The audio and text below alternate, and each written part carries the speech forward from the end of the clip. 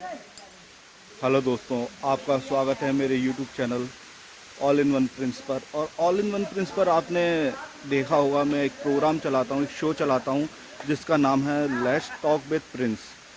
इस शो में हम बहुत सारे सेलिब्रिटीज़ से आपको मिलवाते हैं, जो फिल्मों में काम कर चुके हैं, आर्टिस्टों से हम मिलवाते हैं।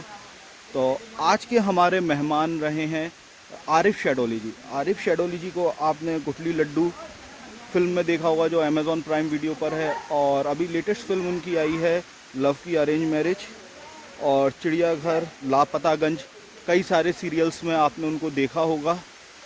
तो आज मैं उन्हीं से आपको मिलवाऊंगा, उनसे तो कुछ वार्तालाप करेंगे। समय उनके साथ में थोड़ा सा मिला है, लेकिन थोड़े समय में काफ़ी उनसे वार्तालाप करी है, जो कि आपको सुनने में, देखने में बड़ा ही मज़ा आएगा। तो मेरे चैनल को लाइक करना, शेयर करना और सब्सक्राइब भी कर लेना। तो आइए मिलते हैं हम आरिफ शेडोली जी से। धन्यवाद। तो एक चीज़ और मैं कहना चाहूँगा आपसे कि अभी जो मैं इंटरव्यू डालूँगा, अपलोड करूँगा, उसमें आवाज़ की शिकायत मत करना। असल में क्या है, जो वॉइस है उसमें बहुत ही ज़्यादा कम है, तो उसकी शिकायत मत करना। आप हेडफोन यूज़ कर लेना, ईयरफोन यूज़ कर लेना, तो उससे आपको पूरा इंटरव्यू सुनाई दे जाएगा और बढ़िया आराम से सुनाई दे जाएगा। या फिर शांत वातावरण में बैठ कर के उसको देख लेना।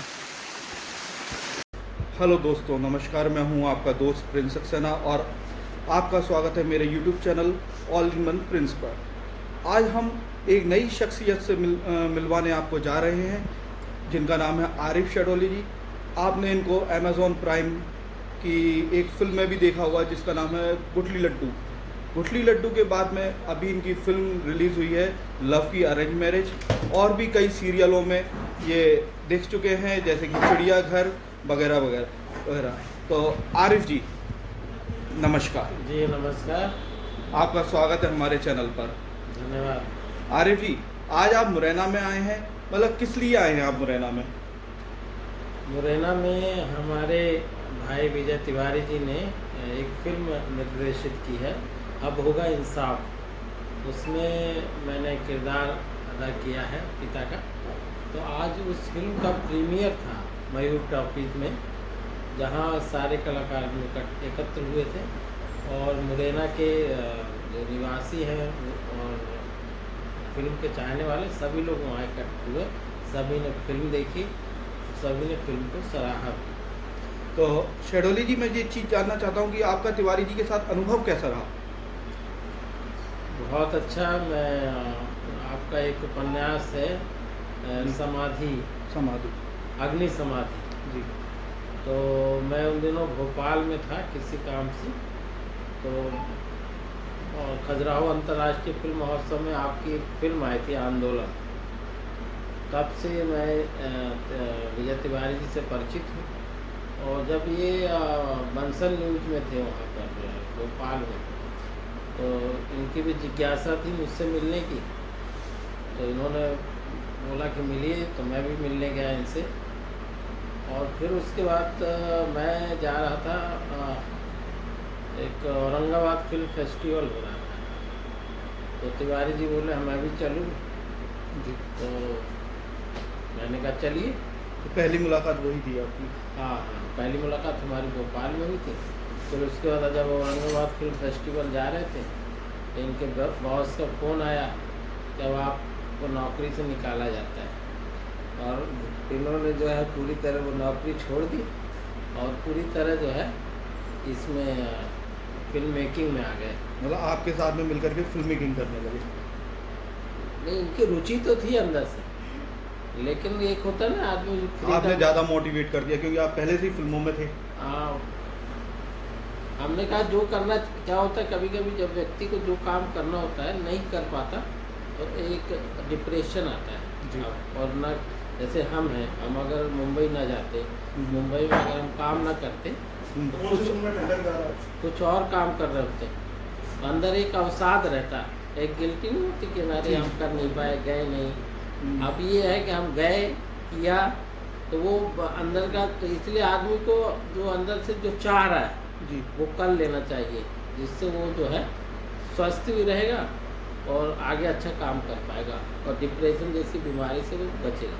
आपने सब टीवी के नाटक पर चिड़ियाघर में भी काम किया है, सब टीवी पे जो आता था प्रसारित जी होता हाँ, था। वहाँ गरिमा प्रोडक्शन है, जिसके लापतागंज से लेके लापतागंज, हर शाख को उल्लू बैठा है, नीली छतरी वाले, चिड़ियाघर, ऊपर वाले बापू सब देख रहा है, पीटरसन हिल, कृष्ण कन्हैया, ये जितने सीरियल उनके आए जी।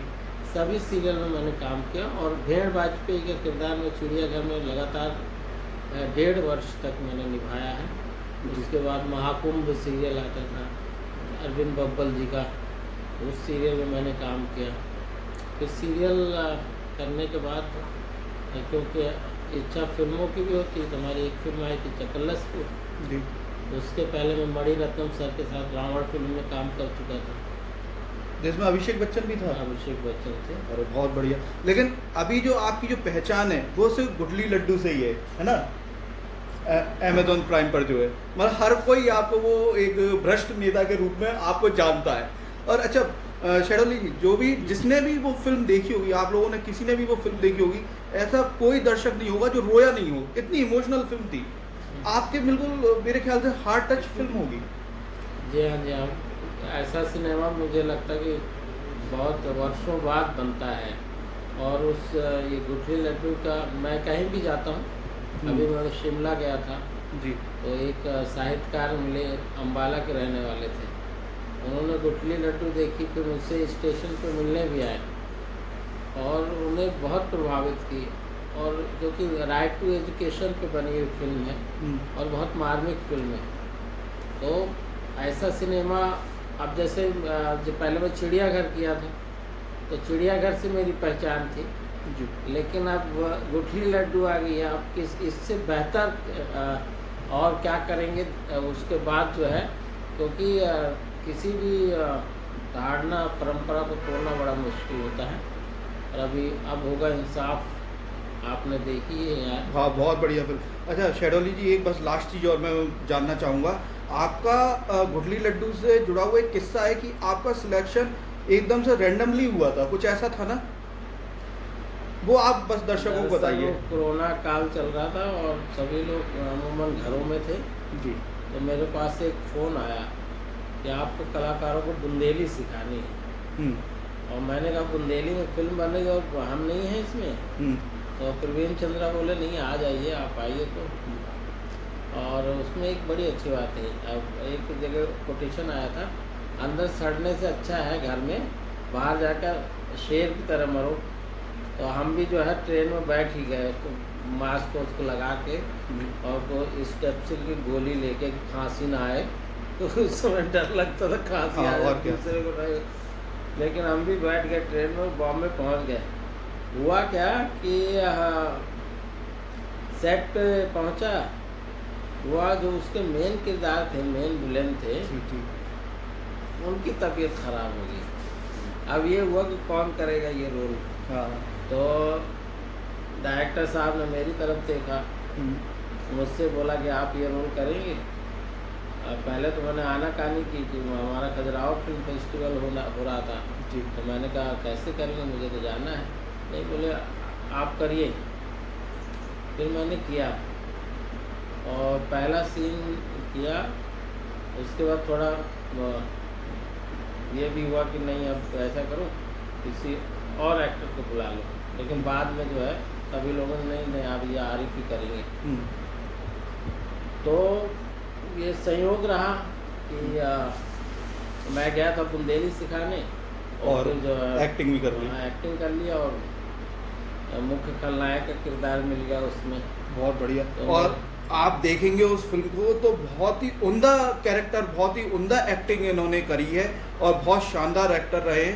और आपका सबसे अच्छा प्रिय डायरेक्टर कौन है, मतलब ऐसा कौन है कि जिसके साथ आप भविष्य में कभी काम करना चाहते हैं? कोई चाह है मन में कि एक रहता है ना, वैसे तो सभी के साथ में काम करना होगा, लेकिन एक स्पेशल डायरेक्टर कि इस डायरेक्टर के डायरेक्शन में मुझे काम करना है?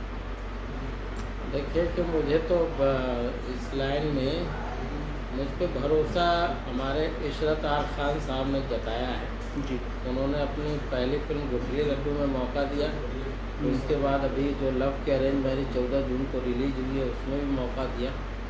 तो मैं इनके साथ फिल्म करना चाहूँगा, और इन्होंने वादा भी किया है कि जितनी फिल्में आएंगी सब में आपका रोल रहेगा।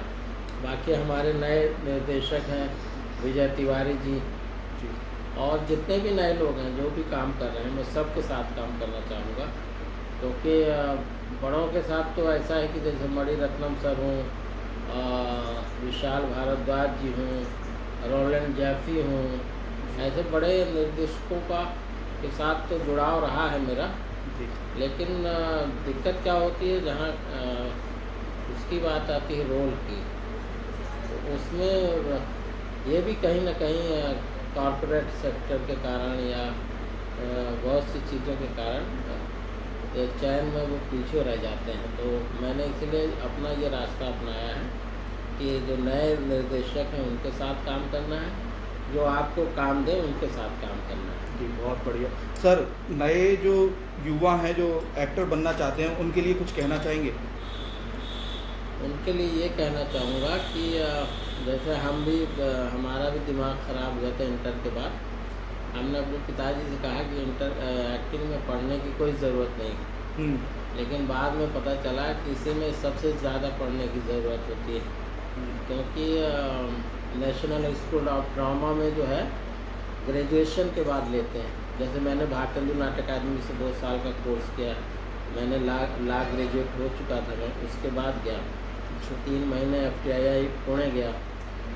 तो मेरा ये मानना है कि नए जो भी लोग हैं, पहले तो पढ़ाई पे ध्यान दें, पढ़ाई अपनी बीच में कभी न छोड़ें, ग्रेजुएशन पूरा करें, उसके बाद इसका कोर्स कर लें, चाहे नेशनल स्कूल ऑफ ड्रामा जाएं, चाहे भारतेंदु नाट्य अकादमी जाएं, या एशिया का सबसे बड़ा इंस्टीट्यूट है भारतीय फिल्म एवं टेलीविज़न संस्थान, वहाँ जाएं। होता क्या है, अनुभव से तो हम सीखते हैं, लेकिन अगर हम विधिवत एजुकेशन ले लेते हैं किसी चीज़ का, तो हम नॉलेज हमारे पास बहुत कुछ हो जाता है। जैसे जो लोग नहीं लेते हैं तो उन लोग कहते हैं पढ़ने की क्या ज़रूरत है, क्या एजुकेशन, अरे तो होंगे पढ़े। लेकिन हमने जाके, हम भी थे विरोधी, क्योंकि होता क्या है, जब आप असफल होते हैं तो आप विरोधी हो जाते हैं। बिल्कुल।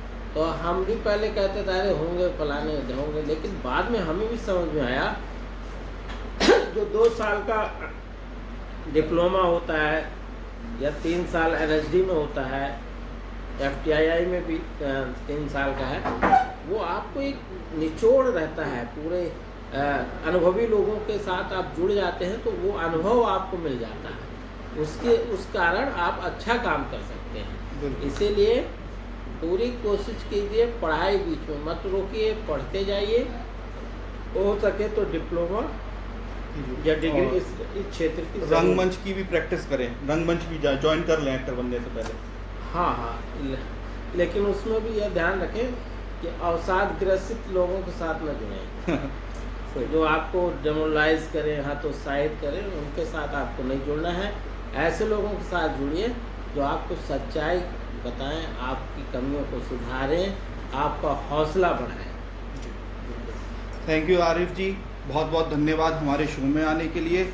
और इसी के साथ में हम इस शो से अलविदा लेते हैं। नेक्स्ट एपिसोड में मिलेंगे किसी और नए आर्टिस्ट के साथ में।